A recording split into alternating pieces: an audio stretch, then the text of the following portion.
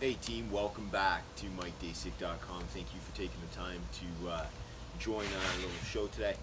We wanted to give you some quick tips to lose some weight and to also not bloat as much, right? So control and contain the bloating. I get this question so many times.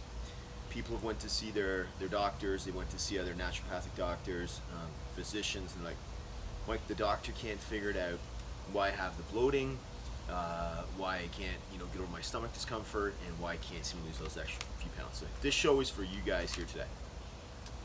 I'm gonna give you two kind of tips or two things you can do, right? So I don't want to make it too exhaustive. I've done many shows before on this. So I've done a show on, like SIBO, so gut irritability. So, hormones are contributing factors to it, like irritations of the stomach, like I said, IBS, IBD, all kinds of diagnoses, and that's not the intent of the show. I want to give you guys a couple of things you can do, a couple of tests you can run, and then I want you to be on your way and do it. So, just so you guys know, in the last 40 years, I think 1975 roughly, so it'll be 45 years, obesity has tripled 3 times, so 3x the amount of people who are now obese, and it's primarily in children, right? So weight gain's going up, obesity rates are going up, it's crazy. And one of the things it's tied to, and I'll talk about now, is the gut microbiome. So as you guys know, we've been talking about many tests you can run, from the GI maps test to different panels, which I'll mention in a second. But when they look at the gut microbiome, they look at things and they look at determinants between what are the determinants between obese people and people that aren't obese. And a big thing that they're seeing, right, is the gut microbiome and the bacteria in the gut. There's a difference, right, in that. And there also is a difference in how the bacteria processes the food, right? So what's going on with the gut microbiome? How does the bacteria in your gut process the food you eat? You actually absorb the nutrients. 3 trillion microorganisms in the gut, right?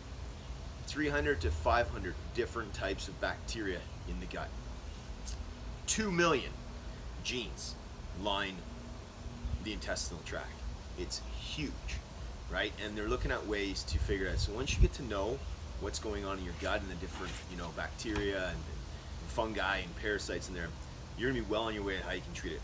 For example, I'm going to give it to you here in terms of bacteria. They've isolated 2 strains, Bacteroides and Firmicutes, and they looked at those 2 strains in particular. And those ones right there, there's a big difference between people who are obese and people who are lean.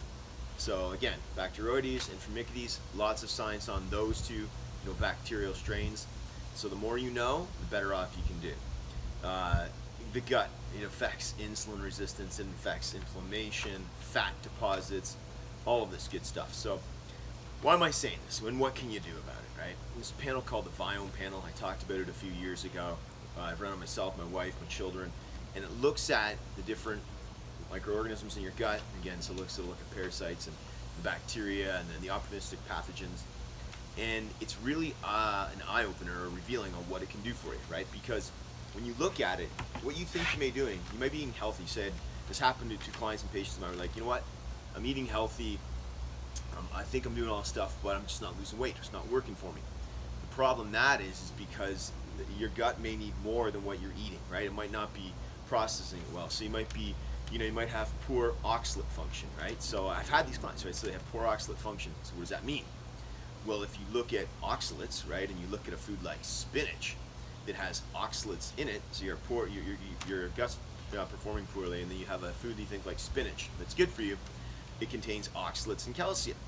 Well, if you aren't performing well, the calcium can bind to the oxalates, so when you're actually eating that food, you're not absorbing the nutrients like the calcium into the body because it's binding to the oxalates, right? So you might think that spinach is good, but if you don't have the microbiome for it, you're not getting all the nutrients you could out of a food like that. This is how deep it goes, right, folks? It's pretty incredible, actually.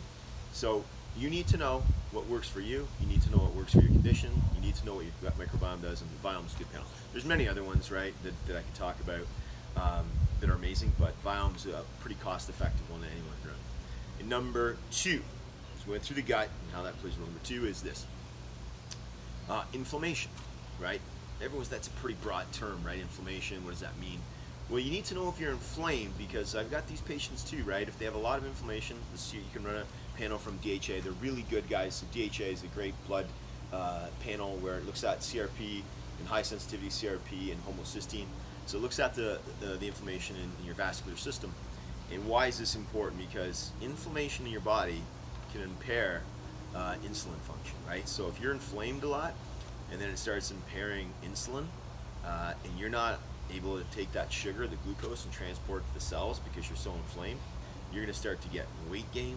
You're going to start to get fat deposits in the liver, fat deposits different parts of the body, and it's not good, right? So you need to know if you have those issues, and then you can run a test. Then you can work on techniques and tips to reduce inflammation.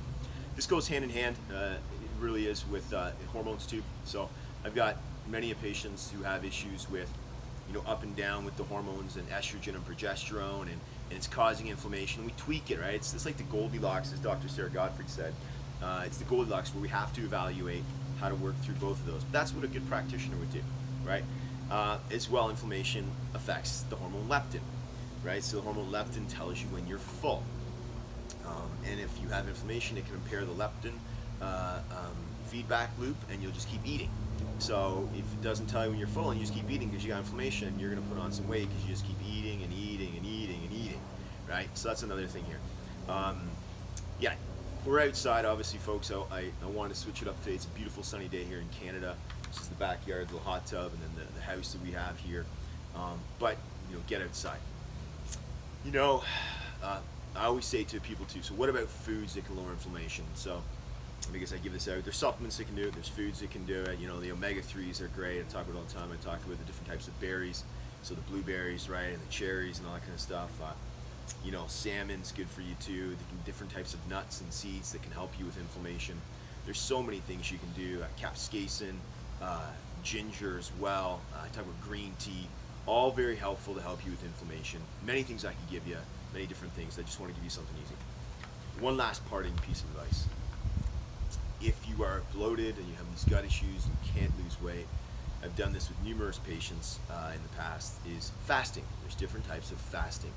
I've done podcasts on this, I've done videos on it, where it's like if you look at 16-8, so 16 hours of not eating, 8 hours of eating per day. That's a good way of doing it.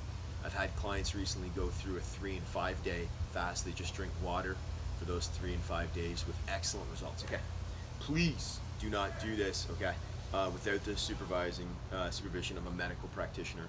I oversee people doing this, and they have constant access to me. So that's one way I do it, but don't do this without someone helping you, because it's really helpful. Like I've seen people lose 10 pounds in 3 days, and it's not water weight because they're drinking lots of water, right? They're cleaning their body out, right? And the stories I can tell you are exponential, right? But it's just another tip, right? It's one I wanted to throw in because I have a few people doing that right now. All right, any questions, guys, you can always reach out to us at info@mikedaciuk.com, info@mikedaciuk.com, interactivebodybalance.com. We're always here to help and give people some advice on what they can do. Any questions, like I said, we're always here for you. Let's see what I'm going to end this, because I usually do this with my podcast, right? I tell my kids every day, number one, always got to work hard. Number two, you got to add value to the world. I hope this is value to you. Seeing hundreds and hundreds of patients can hopefully help you. Number three, help other people. So what a way to pull chairs, open doors. Number four, smile and have some fun. It's a glorious weekend here, like I said, wherever you are in this world. I always say live with passion, live with purpose, live with intent. I hope you're doing really well. Hope this found you well. We'll talk to you guys real soon. Bye for now.